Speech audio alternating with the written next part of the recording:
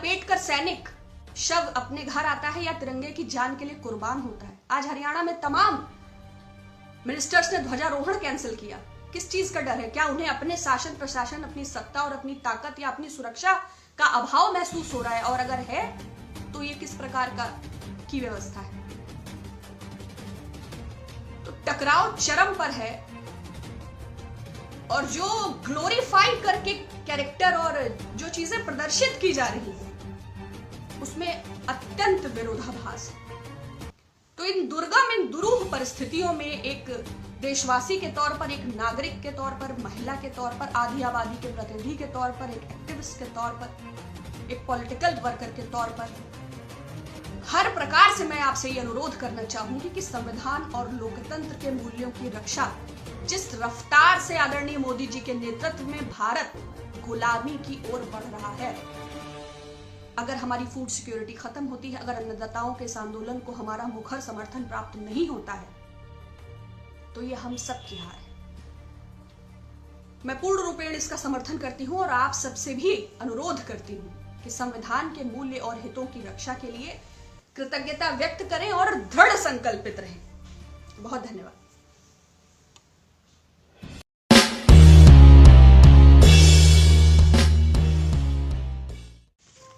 नमस्कार, आप सबको गणतंत्र दिवस की अनंत शुभकामनाएं। बचपन से हमने पढ़ा है आज ही के दिन संविधान लागू हुआ था।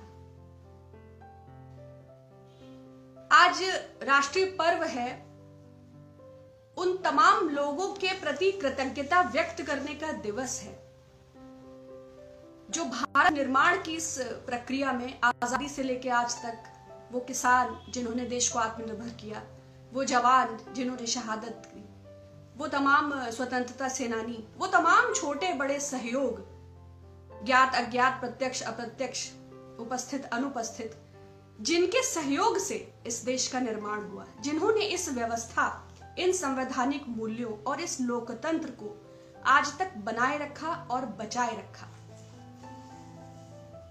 ये वही संविधान है जो हमें बराबरी का अधिकार देता है। Thank you Ajit ji, thank you Avnish Kumar ji, Harshvardhan ji. ये वही संविधान है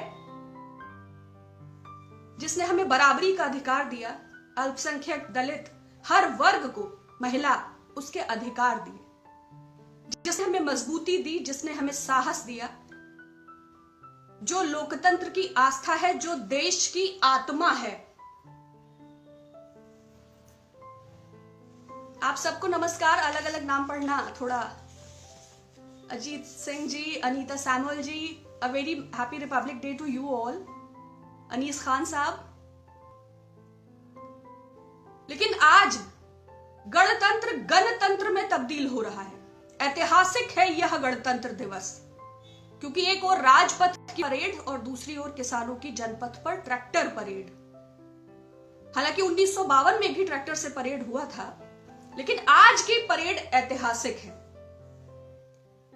लगभग 60 दिनों से ज्यादा, 2 माह से ऊपर, और 125 अन्नदाताओं की शहादत और दर्जन भर से ज्यादा विज्ञान भवन के किसान नेताओं के चक्कर, इसी संविधान की आत्मा को ताक पे रखकर ये 3 काले कानून ध्वनि मत से राज्यसभा टीवी म्यूट कर, विपक्ष को निलंबित, तमाम सांसदों को बहिष्कृत कर इसी संसद में पास हुए। इस पर चर्चा न हो सके तो शीतकालीन सत्र रद्द हुआ और माननीय प्रधानमंत्री जी अपने 64 मिलियन फॉलोअर्स को उस माध्यम, मतलब किसी भी माध्यम से इन 125 किसानों की शहादत पर 2 अल्फाज भी व्यक्त न कर सके। यद्यपि वे बहुत वीर हैं, बहुत प्रखर हैं, बहुत मुखर हैं, ये बात अलग है कि एक भी प्रेस कॉन्फ्रेंस आज तक उनके हिस्से नहीं है, लेकिन इस किसानों की शहादत पर भी 2 शब्द व्यक्त न करना उनकी प्रखरता, क्रम और क्रूरता को ज्यादा प्रदर्शित करती है।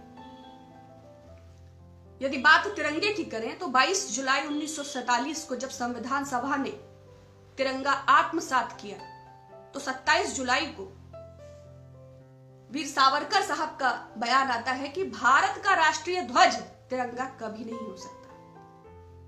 वो लोग जिन्होंने संविधान की प्रतियां जलाई, वो शायद इस दिवस के महत्व से, अब सत्ता में है तो चरखा भी आवश्यक है, नेहरू जी की टोपी भी, जैकेट भी आवश्यक है, सुभाष चंद्र बोस जी की टोपी भी आवश्यक है, महात्मा गांधी जी को स्वच्छता से जोड़ना भी आवश्यक है।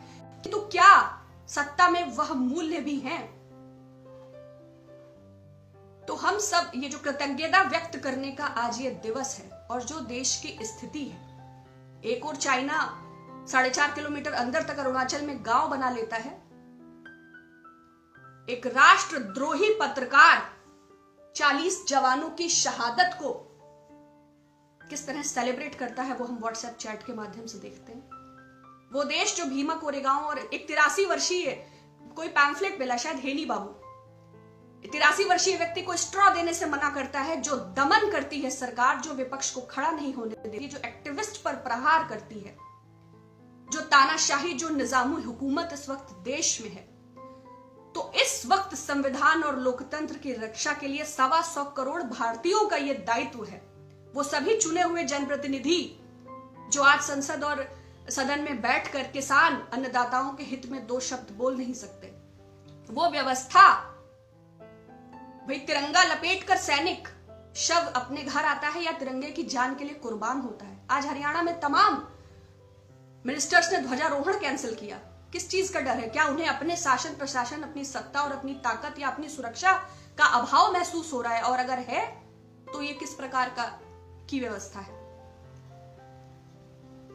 तो टकराव चरम पर है, और जो ग्लोरीफाई करके कैरेक्टर और जो चीजें प्रदर्शित की जा रही हैं उसमें अत्यंत विरोधाभास है। तो इन दुर्गम, इन दुरूह परिस्थितियों में एक देशवासी के तौर पर, एक नागरिक के तौर पर, महिला के तौर पर, आधी आबादी के प्रतिनिधि के तौर पर, एक एक्टिविस्ट के तौर पर, एक पॉलिटिकल वर्कर के तौर पर, हर प्रकार से मैं आपसे ये अनुरोध करना चाहूंगी कि संविधान और लोकतंत्र के मूल्यों की रक्षा जिस रफ्तार से आदरणीय मोदी जी के नेतृत्व में भारत गुलामी की ओर बढ़ रहा है, अगर हमारी फूड सिक्योरिटी खत्म होती है, अगर अन्नदाताओं के इस आंदोलन को हमारा मुखर समर्थन प्राप्त नहीं होता है, तो ये हम सब की हार है। मैं पूर्ण रूपेण इसका समर्थन करती हूं और आप सबसे भी अनुरोध करती हूं कि संविधान के मूल्य और हितों की रक्षा के लिए कृतज्ञता व्यक्त करें और दृढ़ संकल्पित रहें। बहुत धन्यवाद। सब्सक्राइब करें आपके अपने चैनल समता आवाज टीवी को, बेल आइकन दबाना ना भूलें सबसे पहले हमारी वीडियो देखने के लिए। सब्सक्राइब करें आपके अपने चैनल समता आवाज टीवी को, बेल आइकन दबाना ना भूलें सबसे पहले हमारी वीडियो देखने के लिए। सब्सक्राइब करें आपके अपने चैनल समता आवाज टीवी को, बेल आइकन दबाना ना भूलें सबसे पहले हमारी वीडियो देखने के लिए।